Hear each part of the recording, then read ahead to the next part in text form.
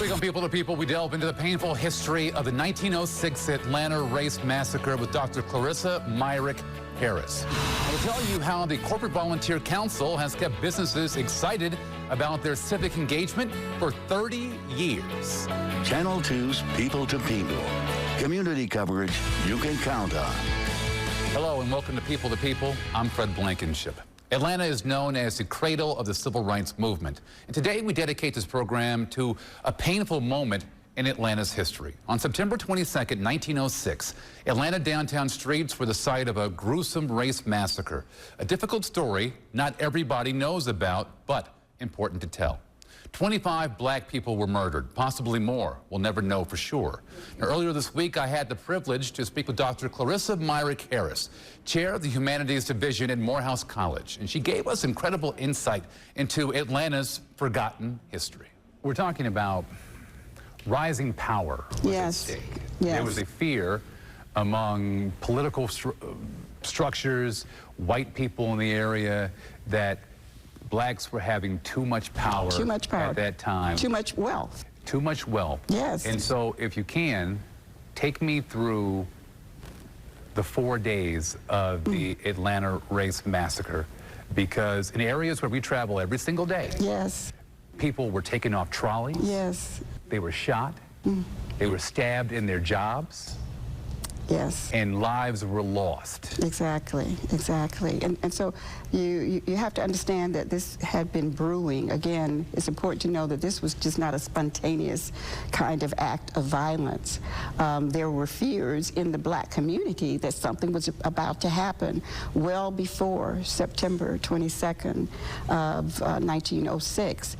In the beginning of the year, there were whispers as early as, and really even starting back in 1905.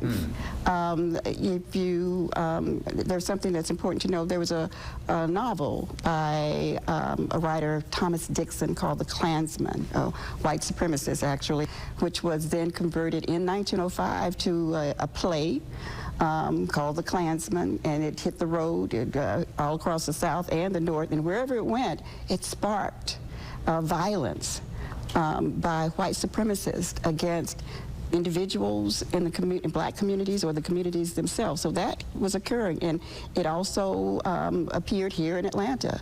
So you had that going on. So you had that white supremacist sentiment of we have to save the South from African Americans, from black folks who were encroaching, and they knew, a white power structure knew that a trigger in white America was anything that had to do with denigrating or assaulting the image of white women. White women are on that pedestal. And so one of the strategies used to arouse sentiment against the black community broadly, and black men in particular, was to start these rumors of assaults by black men on white women.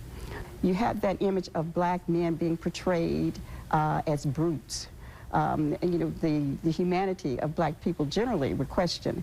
Men were categorized as brutes, and women, even though, you know, the irony here, the contradictions here, black women also often portrayed as loose women, as women who were carriers of disease, yet, you know, black women were in the homes of white citizens, raising children, really literally, raising the children, cooking the food, cleaning their homes, trusted servants, you know, in those. And so you had these contradictory images being projected. But in the media in 1906, the headlines screamed that black men were assaulting white women.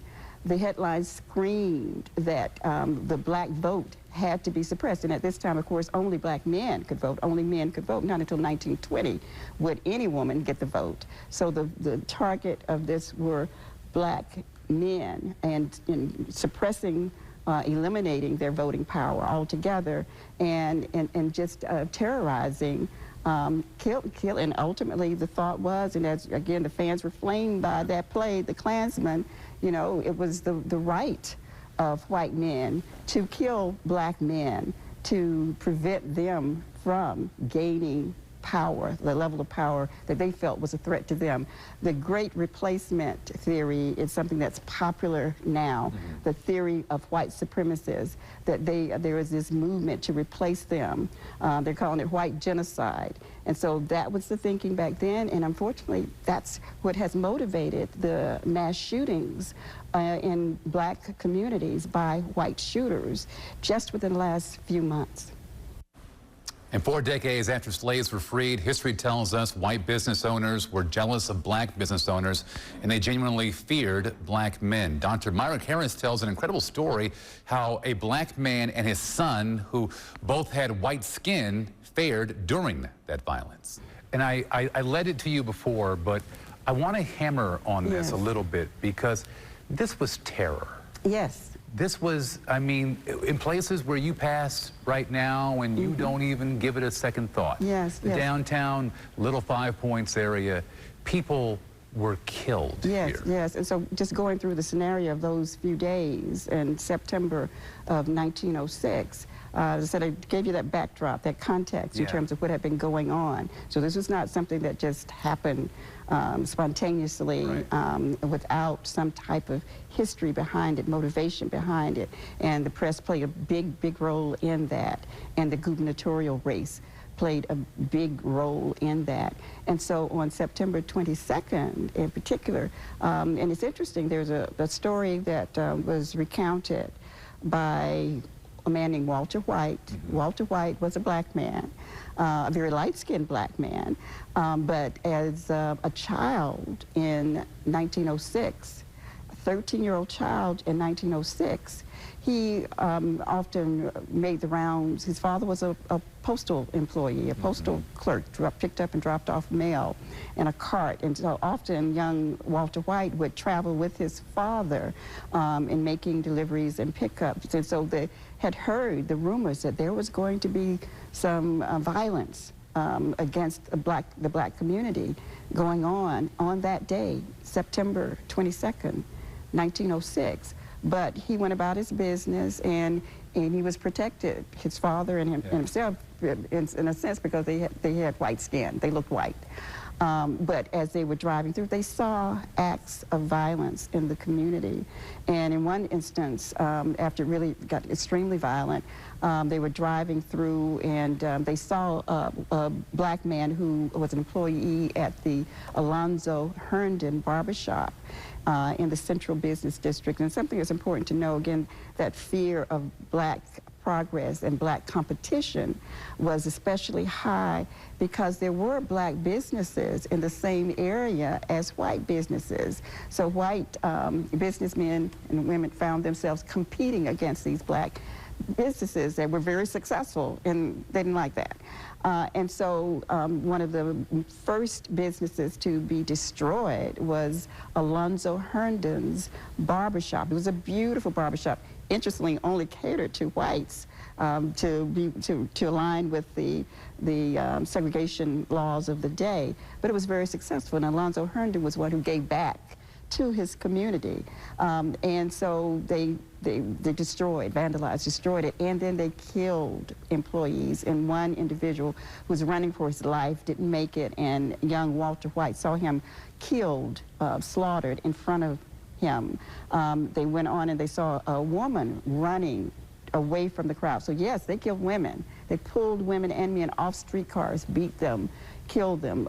They flung people off the Forsyth Bridge. You still have that bridge there on Forsyth, onto the railroad tracks. They killed people and dragged bodies to the foot of the statue of Henry Grady. And Henry Grady was the New South booster. He went around the country talking about extolling the greatness of the South, trying to attract businesses, even as he espoused white supremacist ideology and beliefs. Still, that image that they wanted to project was Atlanta had no race problem. It's a city, even back then, before the phrase came into being, a city too busy to hate. That phrase was coined in the 60s, but that was the promotion. That was the model that went out there to the world. Dr. Harris said someone from every segment of white America made up the violent mob of 10,000 people who slaughtered black citizens without any kind of second thought. A quick note here, Walter White, who was mentioned earlier, went on to become a leader in the NAACP organization.